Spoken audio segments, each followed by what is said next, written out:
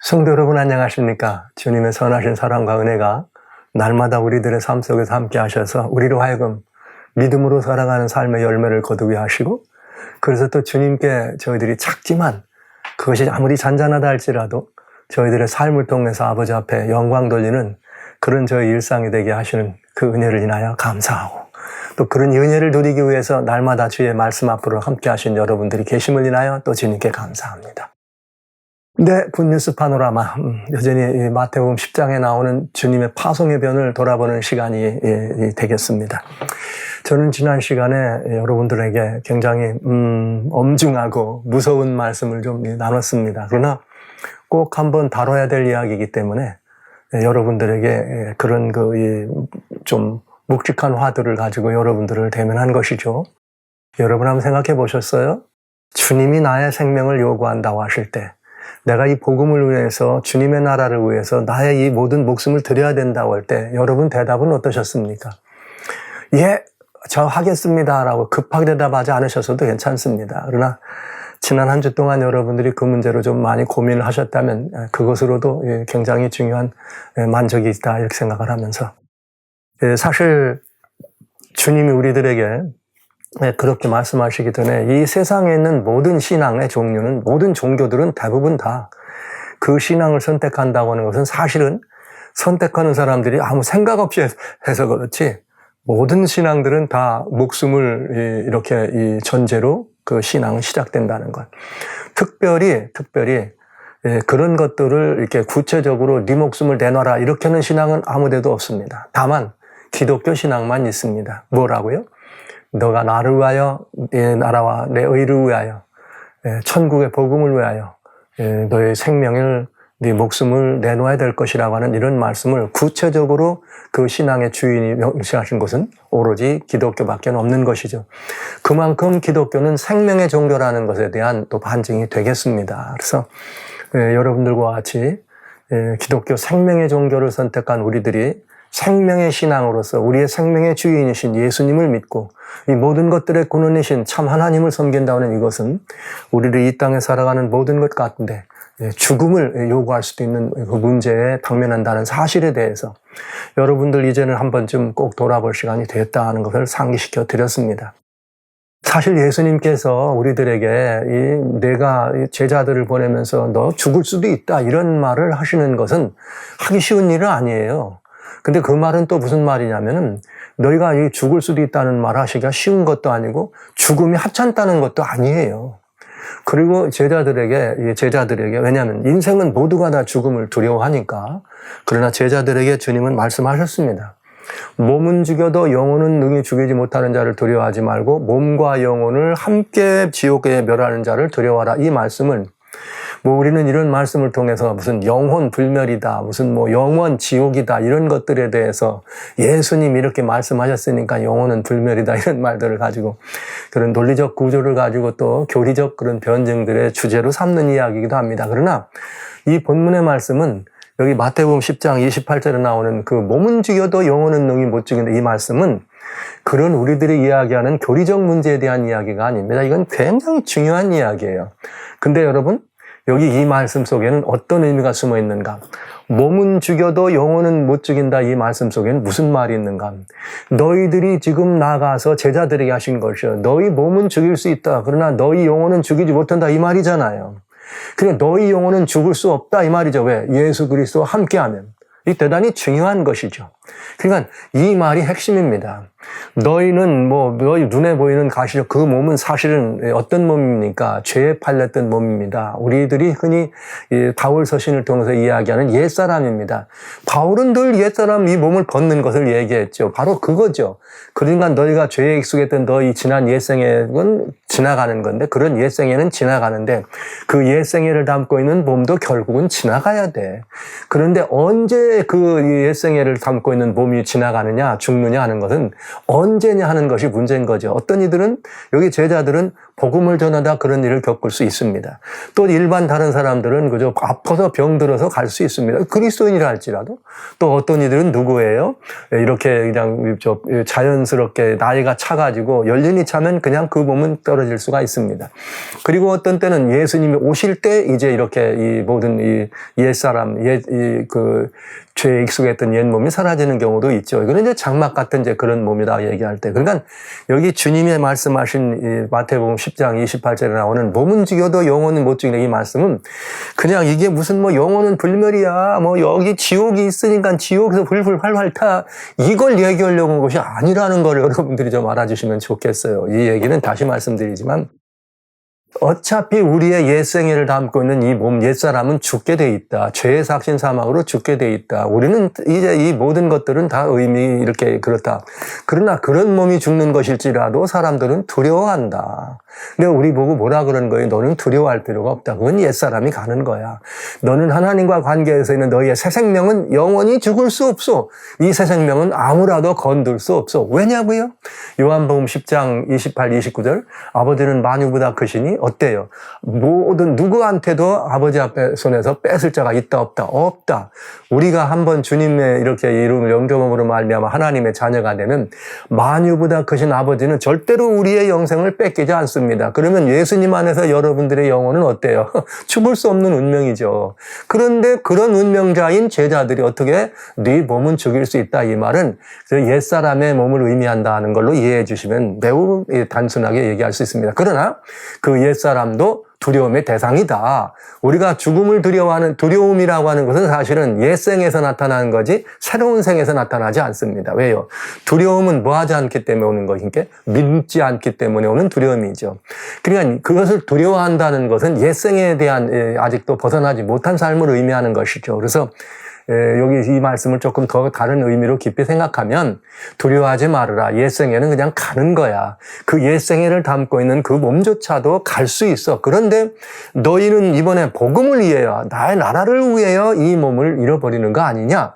그럴 때 주님 말씀하시기를 여기 10장에 여기 29절에 말씀하신 것처럼 39절에 말씀하신 것처럼 자기 목숨을 얻는 자는 잃을 것이요 자기 목숨을 예수님을 위하여 잃는 자는 얻으리라 이렇게 말씀하신 것이죠. 네, 이게 굉장히 중요한 의미가 있다는 사실을 여러분에게 미리 한번 상기시키면서 이 말씀은 다른 의미가 아니에요. 부활의 신앙을 의미한 것이죠. 그렇기 때문에 부활의 신앙, 영원한 생명에 대한 부활의 신앙을 가지고 부활의 증거를 가진 제자들은 죽음을 두려워할 이유가 없다는 말씀으로 제자들에게 다시 한번 비록 죽음을 요구하는 일이 있고 참신앙은 우리들의 그런 그 죽음을 요구하지만 그러나 그 참신앙은 죽음을 요구하는 생명을 내놓기를 요구하는 거기에도 아무런 두려움이 없다. 왜냐하면 그들은 뭘 하고 있기 때문에 부활이라고 하는 또 이렇게 우리의 신앙을 믿고 영접하고 있기 때문에 그런 것이죠. 그래서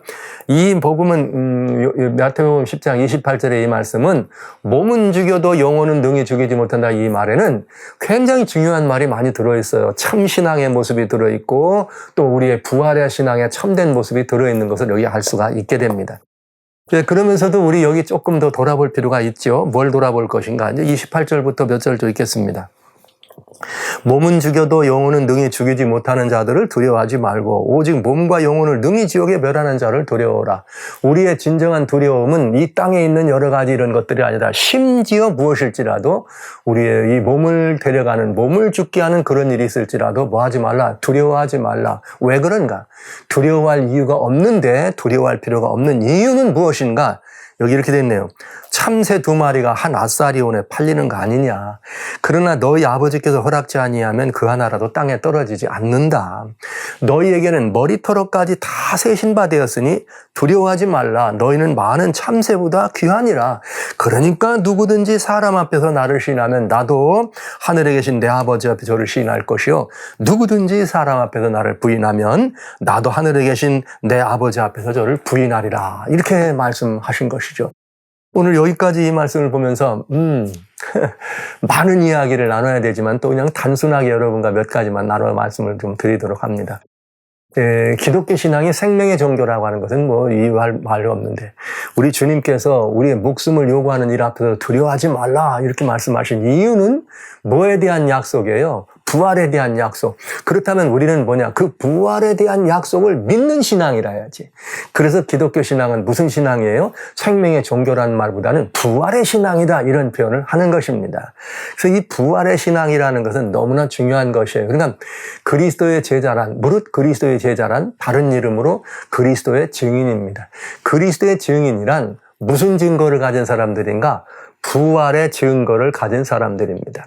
이 부활의 증거라고 하는 것은 예수님의 부활을 목격했기 때문에 부활의 증거만 가진 것이 아니라 그 예수님의 부활을 믿음으로 영접함으로 말미암아 누구도 부활했다고 하는, 나도 부활한 사람이라고 하는 부활의 증거를 가져야 된다는 거죠. 부활한 증거를 가진 사람이라야 목숨을 두려워하지 않는 이런 소위 우리는 이런 말을 이제 예수님을 위하여 우리는 이제 순교라고 하는 고상한 표현을 쓰죠. 순교라고 하는 이런 고상한 표현을 씁니다. 저희가 이런 이 표현들을 써가면서도 우리는 주님 앞에 정말 이런 이 믿음을 고백할 수가 있는 것이죠. 자, 이제 여기 이 말씀을 보는데 이제 한 가지 좀 돌아볼 게 있어요. 야, 인생의 목숨을 어떻게 참새다가 비유하셨을까? 여러분, 왜 그랬을까요? 그 이유는 이것입니다. 참새 2마리가 하나 썰어내 팔린다고 할 때, 여기 이건 뭐냐면, 예수님 왜 하필 참새를 예를 들으셨느냐면 이 의미가 있어요. 예수님께서 이 구약 당시에 매우 중요한 우리의 그 죄사함을 의미하는 이런 이야기를 할 때 제사를 드립니다. 근데 이 죄사함과 관련되어 있는 제사는 속죄 제사예요. 시편 50편 5절에 보면 여러분 아주 중요한 말씀이 있어요. 우리 모두는 그리스도인들이라고 얘기할 때 그리스도인들과 하나님 앞에는 어떤 관계냐면은 이런 관계예요. 시편 50편 5절에 나의 성도를 내 앞에 모아라. 그러면서 곧 내가 뭐라 했냐면 곧 제사로 나와 언약한 자라 하시더라. 이렇게 되어 있어요.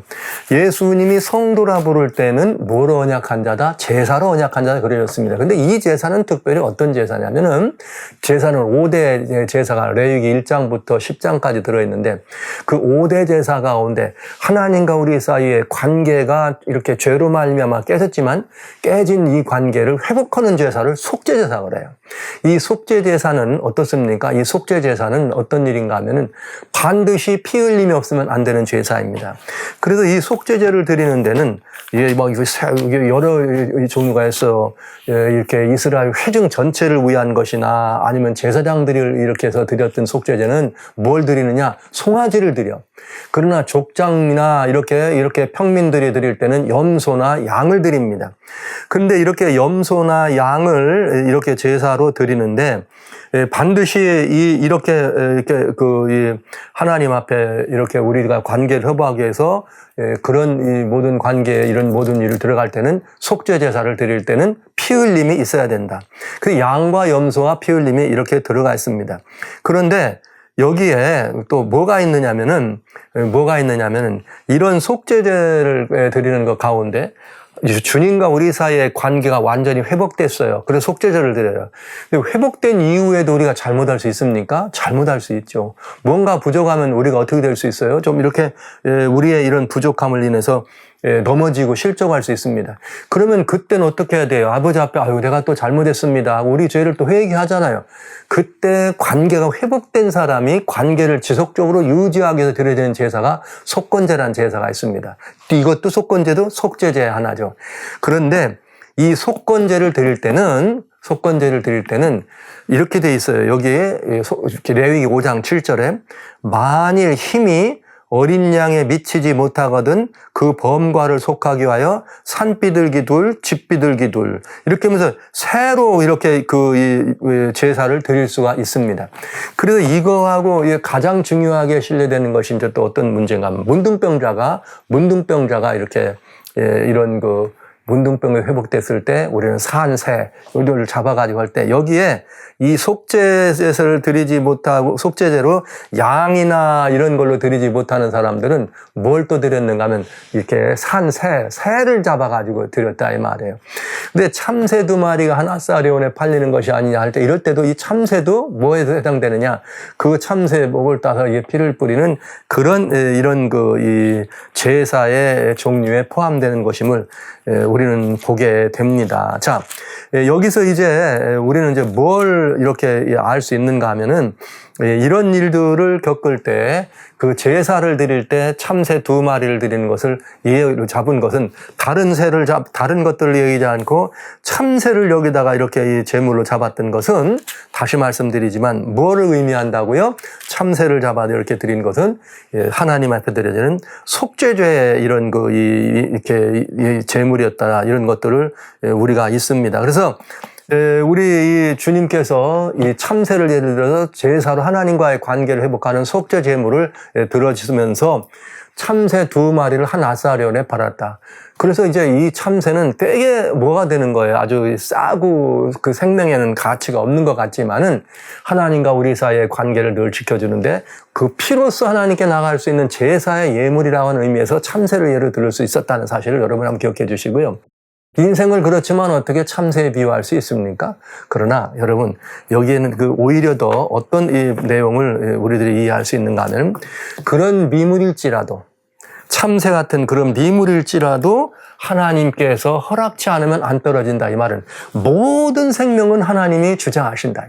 그러니까 하물며 우리들은 얼마나 귀한 존재냐 이거예요. 새조차 하나님이 이렇게 하는데 우리 인생을 이야기할 때는 마태복음 16장 26절에는 온 천하보다도 더 귀한 존재라 우리 주님께서 말씀하셨잖아요. 그러니까 우리 제자들에게 이 참새도 그렇게 하나님이 허락지 않으면 안 떨어져. 그런데 너희가 이렇게 그런 너희 생명에 대해서 두려워할 이유가 있니? 하나님께서 너희의 머리카락까지도 다 세실 수 있다. 세시고 있다. 그러니까 뭐 하지 말라? 두려워하지 말라는 보증으로 이 말씀을 주신 것입니다. 그러나 그럼에도 불구하고 제자들은 죽어요? 죽습니다. 자, 이제 여기 우리는 이 문제를 좀 따져봐야 되겠어요. 뭐 어떤 문제를 따지는가? 주님은 참새의 생명도 하나님의 허락 아니면 허락지 않으시는 분이신데 아니 제자들과 같이 얼마나 귀하고 귀한 존재들인데 그들의 생명을 말이죠 순교에 넘겨주시도록 허락하시냐 이 말이에요. 생각해 볼 만하잖아요. 그리고 여러분과 저는 그런 문제에 대해서 꼭 생각해야 합니다. 왜? 예수님의 제자요 예수님의 증인이니까. 왜 예수님은 제자들의 참새조차도 귀하게 여기시고 머리카락 하나도 다 세신 하나님이 어떻게 제자들의 생명을 그렇게 오늘날 우리 살아가는 예수의 증인들의 생명을 주님이 그렇게 순교당하도록 허락하시는가?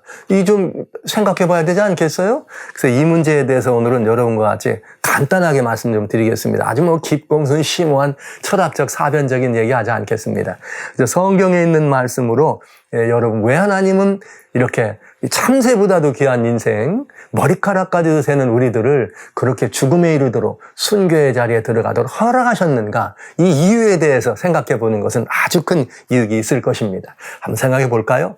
첫째, 하나님께서 우리 그리스도인들에게 예수님의 증인에게 순교를 허락하시는 이유는 우리의 생명을 그렇게 바치도록 허락하시는 이유는 이제 제가 허락이라는 말을 꼭 여러분 말씀드리는 이유는 첫째, 누구를 위해서인가? 우리를 위해서이다. 이것도 갑자기 또 무슨 우리를 위해서 이렇게 생각하신다.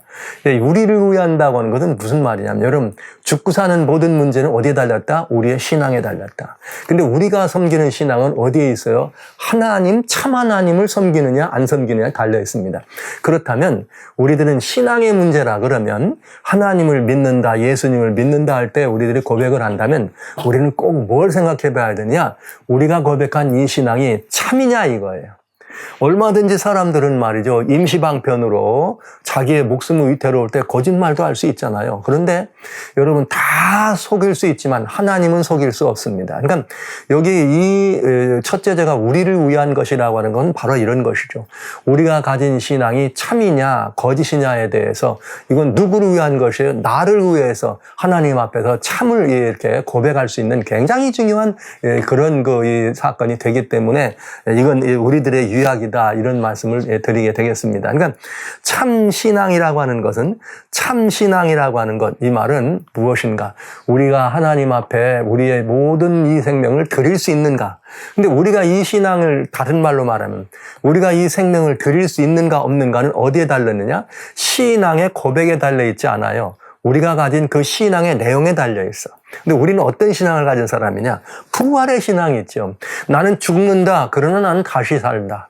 지금 죽는 것은 옛생애다. 옛사람이다. 그리고 이 몸은 그저 장막 같은 뿐이다. 그러나 나는 하나님 앞에 내 새 생명을 위해서 다시 산다. 그리고 나는 새 몸으로 덧입는다. 이게 무슨 신앙이에요? 부활의 신앙. 이 신앙을 가지고 있냐 이 말이죠. 이 신앙을 진짜 가졌냐 가짜 가졌냐를 따져보시는 거죠. 그러니까 우리가 그걸 따져서 합격이라면 얼마나 우리가 그야말로 영광스러운 것입니까? 이게 정말 그런 일이 있는가? 있습니다. 여러분, 여기 이런 이 모습이 있죠. 창세기 22장에 보면은 아브라함의 이야기가 나와요. 여러분, 아브라함은 믿음의 조상이라고 하잖아요. 근데 창세기 15장에도 그런 표현이 있지만 특별히 창세기 17장에는 아브라함과 이 하와에 대해서 열국의 아비다. 믿음의 조상으로 그들을 완전히 선택하는 사건이 아니라 고정돼서 너는 열국의 아비요, 사라 너는 열국의 어미다. 이렇게 주님이 선언하시잖아요.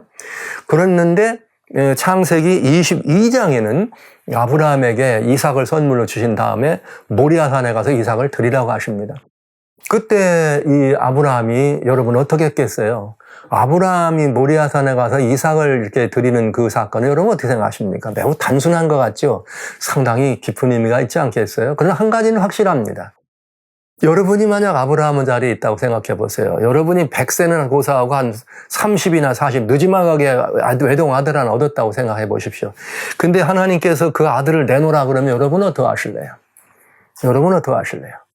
저는 가끔 저희 이제 이 모성이라고 하는 거를 저희 이제 집사람이 이 아이를 이렇게 이제 이 아들을 이렇게 생각할 때 보면 이것이 참 모성이다. 저 마음은 참 주님이 주신 마음이 틀림없구나. 이런 생각을 합니다. 어렸을 때는 이 아이가 아파가지고 막 열이 나고 그러면 엄마가 밤새 그 옆을 지켜요. 근데 병원도 갔죠. 뭐 여러 다른 일이 있어가지고 병원도 큰 사건으로 가가지고 아이가 고통스럽게 그냥 큰 어려움을 겪을 때 이 엄마 입술에서 어떤 기도가 나오냐면 하나님 차라리 나를 이렇게 데려가시건지 나를 이렇게 고통스럽게 내가 아프게 하시지 왜 이 어린아이를 아프게 이런 기도를 하더라고요. 근데 그런 마음은 뭐 저희 집사람만이 아니라 모든 이 엄마들이 가진 마음 아니에요? 내 아이가 아프면 차라리 내가 아플게. 아이야 내가 아플 거야. 이렇게 말하는 엄마들의 마음. 네, 그렇죠? 그럼 아빠들은 다른가요? 다르긴 뭐 달라요? 똑같지. 왜 제가 이 말을 하냐면 아브라함이 그렇지 않겠어요? 주여 차라리 저를 데려가시지. 왜 하필이면 얘를 데려가려고 하십니까? 이해 안 했겠어요? 그러나 그건 그냥 아버지 앞에 뭐 한 거예요? 호소는 할 수 있었지만 그것이 불순종의 원인은 되지 않았습니다. 아브라함이 이삭을 데려갔습니다. 그리고 이삭을 어떻게 했어요? 이제 단에 올려놓고 이삭을 그야말로 제물로 드리려고 할 때 이제 누가 문제가 되느냐? 그런 오더를 내린 하나님이 문제가 됐죠. 막 하나님이 급해지신 것이죠. 아브라함 네가 어떠거나 보려고 내가 했더니 너 진짜 칼 뽑아가지고 이삭 죽이려고 그랬니? 이삭 죽이려고 그랬어 한 다음에 여기 창세기 22장 11절로 12절에 보면 11절에 막 여호와의 사자가 급히 아브라함아 말이야 그러지 마라 너 그 아이에게 손대지 마라 이렇게 나와요. 12절에는 뭐라고 되셨냐면 여호와의 사자가 이런 표현을 하죠. 이게 정말 아름다운 이야기입니다. 우리는 상상할 수 없는 이야기지만 굉장히 중요한 공과예요. 우리 모두가 깨달아야 될. 여호와의 사자가 뭐라 하냐면 아이에게 손대지 말라. 아무 일도 그에게 하지 말라. 그러면서 이렇게 해요. 내가 내 아들 내 독자라도 내게 아끼지 아니하였으니 내가 이제야 내가 하나님을 경외하는 줄을 아노라. 와우. 이미 아브라함은 누구였어요? 아브라함은 이미 누구였는가 하면 믿음의 조상으로 하나님께서 그를 택정한 사람이었습니다. 그리고 너는 믿음의 아비가 될 거라고 믿음의 조상이 될 거라고 하나님이 선언까지 하셨습니다. 그런데도 하나님은 이 아브라함에게 무슨 시험을 하는 거예요? 내가 하나님을 경외하는 아브라함에 대한 시험이었죠. 근데 이 시험은 굉장히 중요한데 여러분 이건 아브라함만이 아니라 우리 모두에게 겪어야 될 시험이다. 우리 모든 그리스도인들은 다 이걸 겪어요. 무슨 말이냐면 우리의 신앙, 하나님을 경외한 우리의 신앙은 반드시 이 경점을 통과한다. 그런데 이 신앙을 아브라함은 무엇으로 이 경점을 통과했느냐면 여기 히브리서 11장에 보면 히브리서 11장 17절로 19절에 답이 나옵니다. 아브라함은 특별히 19절에 부활을 믿었기 때문에 이삭을 드리려고 했다. 이렇게 나와 있습니다. 히브리서 11장 19절입니다. 여기 이렇게 되어 있어요. 주님께서 뭐라고 말씀하셨는가 하면 저가 아브라함이 하나님이 능히 죽은 자 가운데서 다시 살리실 줄로 생각한지라 비유 가운데 죽은 자 가운데서 도로 받은 것이니라. 그러니까 이삭을 다시 이렇게 받은 것은 죽은 자 가운데 돌려받은 것과 같다. 즉 아브라함이 이삭을 드리려고 끝까지 마지막에 칼까지 뽑아들은 이유는 하나님께서는 능히 죽은 자도 살리실 줄을 믿었다. 이건 뭘 믿은 거예요? 부활의 권세와 능력을 아브라함은 믿었다는 거죠. 이것이 참신앙의 고백은 어디에 있는가? 참신앙의 고백은 부활의 신앙입니다. 그 부활의 신앙은 어떤 부활의 신앙이냐?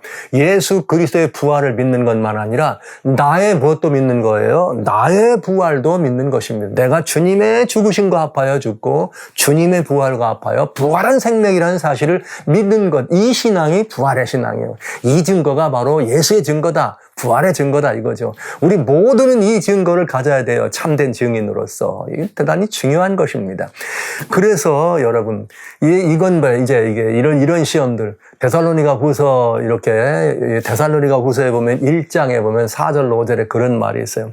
우리는 이 부활의 신앙이라는 말을 실제 현실 속에서 어떤 것으로 우리들이 경험하는가 하면 환난과 고초를 통해서. 이게 데살로니가 교회에게 성도들에게 바울이 편지하기 내가 너희들의 그런 환난과 핍박에서 너희가 참고 인내하는 걸 보고 다 칭찬한다. 그러면서 이런 표현을 합니다.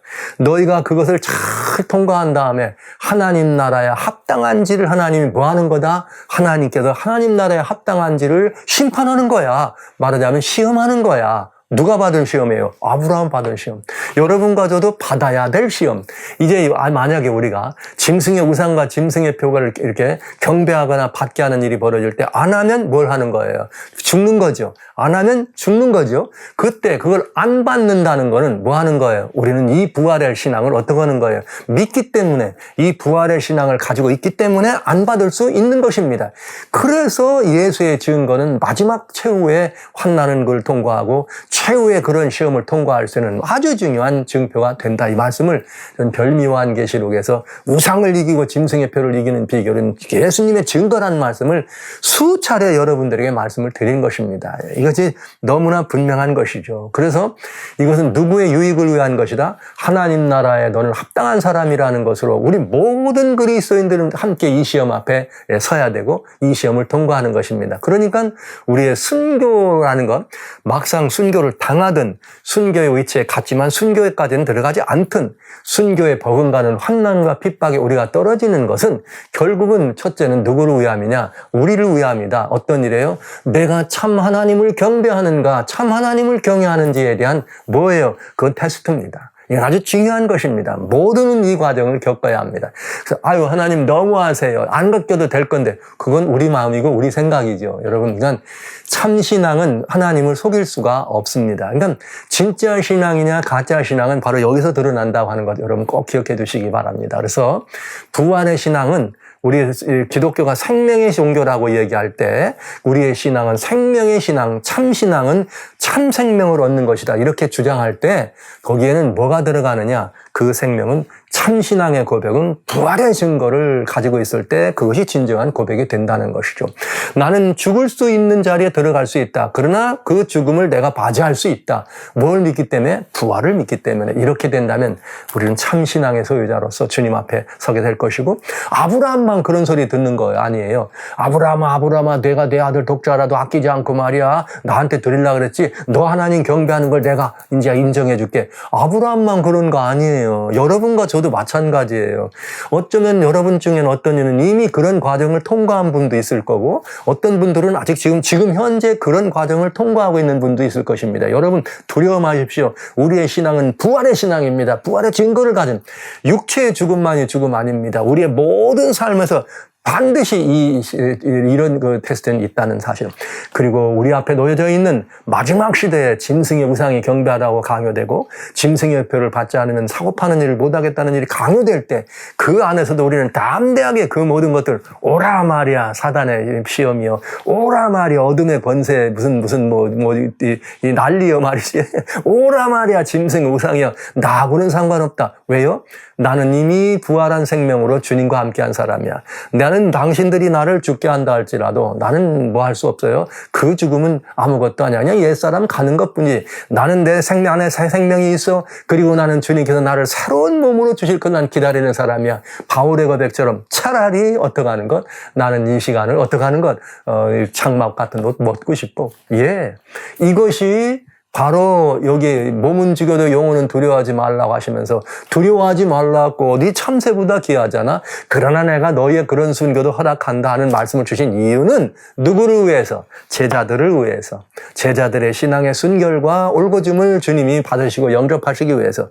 그리고 이 똑같은 동일한 증거를 가진 여러분과 저를 위해서 주님은 이런 순교도 허락하신다는 사실 여러분 꼭 기억해 주시기 바랍니다. 참새보다 귀하잖아요. 여러분 머리카락 하나 여러분 세보신 적이 있어요? 모르죠? 하루아침에 몇 개 빠지는지도 모르잖아요. 빠지는 건 알지만 주님은 다 세신답니다. 이 사실을 믿는 것이 뭐예요? 참신앙이다. 두 번째, 주님이 순교를 허락하시는데 우리의 순교를 통해서 우리의 신앙의 올곧음만, 우리의 참신앙만 드러나는 것이 아니라 하나님의 큰 영광이 드러납니다. 하나님의 영광이 어떻게 우리의 이런 걸로 드러나느냐? 그건 다른 게 있잖아요. 바로 역시 부활의 신앙에서. 고린도전서 15장에 보면 부활에 대해서 얼마나 잘 이렇게 나타납니까? 여기 고린도전서에 나오면 여기 이제 51절부터 보면 쭉 나오는데 그래도 저 시간 고린도전서를 찾으면 15장 12절부터 13절 읽어줄게요. 그리스도께서 죽은 자 가운데 살아나셨다 전파되었는데 너희 중에 어떤 일은 어찌나 죽은 자 가운데 부활이 없다고 말하냐. 만일 죽은 자의 부활이 없다면 그리스도 다시 살지 못하였으리라. 주님이 다시 살지 않았다면 그 다음에 우리도 다시 살지 못하였다면 우리의 전파하는 것도 헛것이요 우리의 믿음도 헛것이다. 와우, 맞잖아요. 예수님 부활이 사실인데 안 믿는데요. 안 믿는 거는 그거는 예수님의 부활이 없다면 우리의 믿음도 헛거라는 이 말씀을 하는 거예요. 굉장히 중요한 얘기를 하는 거죠. 그런데 여러분 부활은 너무나 분명한 사실이라는 거죠.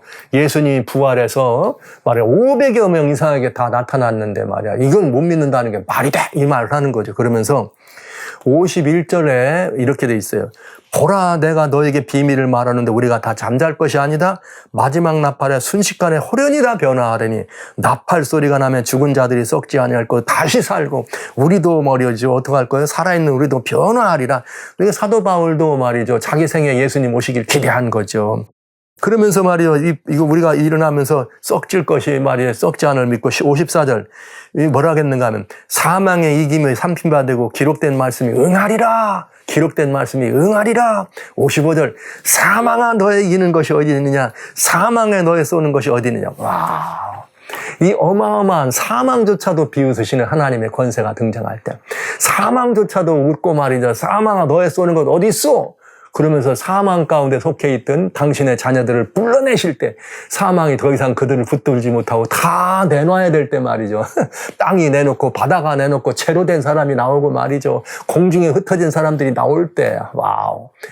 이 어마어마한 하나님의 권세와 권능 앞에 뭐가 드러나는 거예요? 하나님의 놀라운 영광이 드러나는 거죠. 이 놀라운 영광이 드러나는 것입니다. 그러면서 말이죠. 이 모든 어둠에 속해 있던 그런 믿음이 없었던 사람들이나 어둠에 있었던 사람들이나 사단의 권살에 놓인 모두가 다 이 하나님의 영광을 바라보면서 오라 저 어린 양의 못에서 아버지의 얼굴에 나를 좀 숨겨달라고 우리는 저 영광을 감당할 수 없노라. 이 어마어마한 순간이 예비되어 있더래요. 그 예비된 순간에 뭘로 나오는 거예요? 주인공으로 누가? 만약에 여러분과 제가 지금 잠들었다면, 여러분과 제가 순교의 시설로 사라졌다면 그날 아침에 그 영광스러운 장면에 탁 등장하면서 영광의 주인공으로 등장한단 말이에요. 이야. 이게 얼마나 영광스러운 모습입니까? 하나님의 권세와 권능을 높이는 영광.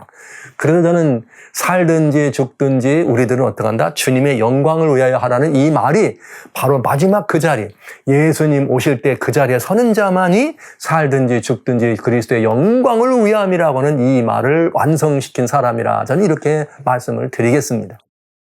하나 더 있어요. 또 하나는 더 있는 건 뭐냐면 이거는 순교라고 하는 거, 우리들의 순교를 통해서 하나님께 영광되는 것만 아니라 우리의 순교를 통해서 어떤 일이 있느냐.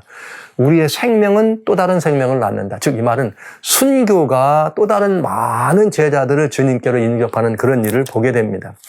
요한복음 하나님 말씀 12장에 보면 32절에 그런 말씀이 있어요. 요한복음 12장 32절. 내가 세상에서 들리면 모든 사람을 내게로 이끌겠노라. 할렐루야. 이 말은 무슨 말이죠? 예수님께서 십자가에 달려서 돌아가시고 나면 그런 다음에 어떻게 돼요? 땅에서 들린다 그랬어요. 십자가에서 들려서 돌아가시고 무덤에 돌아가시고 무덤에 계신 지 3일 만에 다시 부활하시고 그러면서 부활하신 이후에 승천하십니다. 완벽하게 땅에서 들리는 사건이 일어나죠. 그러면 모든 사람을 내게로 이끌겠노라 그랬어요. 그러니까 예수님이 돌아가시고 부활의 영광에 참여하신 부활의 주인으로 사람들에게 등극할 때에 모든 사람들은 그걸 보고 오라 저분은 메시아 저분은 그리스도 하면서 예수께로 돌아올 거다.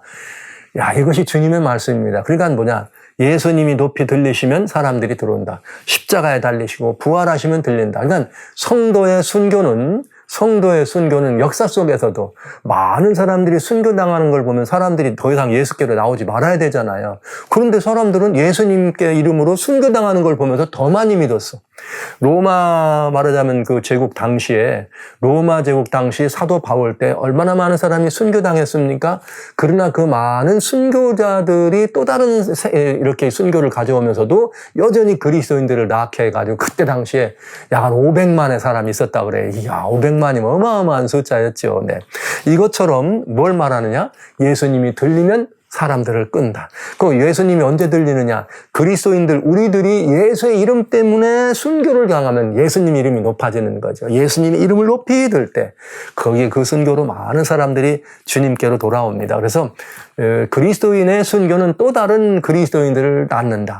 그래서 우리들의 순교가 또 다른 생명을 해산한다고 하는 사실. 생명이 생명을 낳고 그리스도인의 순교는 또 다른 생명을 낳는다. 이런 이야기가 되겠습니다. 이게 세 가지가 있어요. 나 자신을 위해서, 아버지의 영광을 위해서, 그리고 또 다른 이렇게 복음의 증거를 증거하는 이런 일을 위해서 우리의 순교는 의미가 있고 멋진 아름다움이 있습니다. 제가 이런 표현을 아껴야 멋진 일이다. 순교는 참 멋진 일이다. 그리고 우리들의 순교는 억울한 게 없다. 왜? 이미 거듭난 사람이 말이죠. 새 생명을 가진 사람이 옛 몸은 지금 안 벗으면 언제 벗어요? 내가 육신이 잠잘 때 벗든지 아니면 병들어 죽을 때 벗든지 아니면 사고로 죽을 때 벗든지 죽게 돼 있어요. 만약에 우리가 그렇지 않다면 언제 벗어요? 예수님 오실 때라도 이 몸은 벗게 돼 있습니다. 언젠가 벗을 몸인데 주님의 영광을 위해서 내가 이 몸을 벗는다고 하는 것. 그래서 사도 바울의 빌립보 1장 20절에 나는 살든지 죽든지 내 몸에서 그리스도가 존귀하게 되기를 원한다. 이런 표현을 한 것입니다. 사랑하는 성도 여러분, 우리 형제자매 여러분, 그리스도인의 순교는 두려운 것이 아닙니다. 두려워해야 될 대상도 아닙니다. 두려워해서도 안 됩니다. 왜냐하면 우리들의 이 참 신앙의 고백은 부활의 신앙에 대한 우리들의 고백이기 때문에 그렇습니다. 참 신앙은 부활의 신앙에 대한 고백입니다. 이 세상에 많은 종교가 있습니다. 그러나 어떤 신앙도 부활의 신앙에 대한 고백이 없고 부활의 신앙에 대한 증거도 없습니다. 그러나 오로지 기독교, 예수님을 믿는 우리들만이 부활의 증거를 가졌습니다. 부활의 증거는 예수님이 십자가에서 가지셨고 그 다음에 누가 가졌어요? 여러분과 제가 가진 것이에요. 왜? 주님이 죽으실 때 같이 죽고 주님이 부활하시며 참여해서 죽었음을 우리는 믿음으로 영접하고 고백하고 있으니까요. 그러니까 지금 이 상태에서 우리의 그런 순교든지 우리의 죽음은 아무런 의미가 없는 거다. 옛 몸을 벗어버리는 거다. 바울처럼 오히려 기대하고 고대하는 것이다. 이렇게 생각할 수 있게 되겠습니다. 그러나 그럼에도 불구하고 우리 옛사람이지만 죽는 것은 두려움이 되겠죠. 그러나 어떻게 하면 이런 그걸 이길 수 있는가? 예수님은 우리들에게 이걸 보여줬어요. 참 신앙은 부활의 신앙에 대한 고백이라는 말씀을 다시 강조드리면서 그럼 어떻게 주님이 우리들에게 그런 부활에 들어갈 수 있다고 하셨는가? 그런 죽음에 들어가도 두려워하지 말라고 하셨는가? 이유가 있습니다. 여기 히브리서 12장 2절에 보면 이렇게 되어 있어요. 믿음의 주요 온전케 하시는 예수를 바라보라. 저는 그 앞에 있는 즐거움을 위하여 십자가를 참으사 부끄러움을 개의치 아니하시더니 하나님 보좌 우편에 앉으셨느니라. 할렐루야. 네. 예, 여러분 이것입니다. 예수님이 십자가를 지신 건 뭘 보았기 때문에? 부활을 보았기 때문에 십자가에 당하시는 것은 하나님이 그런 자리에 올라가는 건 부끄러운 일이지만 주님은 개의하지 않았다. 왜? 더 큰 영광이 있으니까. 여러분 인정하시죠? 이 말씀을 여러분 기억하셔야 돼요. 이 마지막 시대를 살아간 우리들은 히브리서 12장 12절 말씀, 믿음의 주요 온전케 하시는 예수를 바라보라. 저는 여기 뭐라고 말했어요? 그 앞에 있는 즐거움을 바라보사 십자가를 개의치 아니하셨다. 이야, 바로 그것입니다.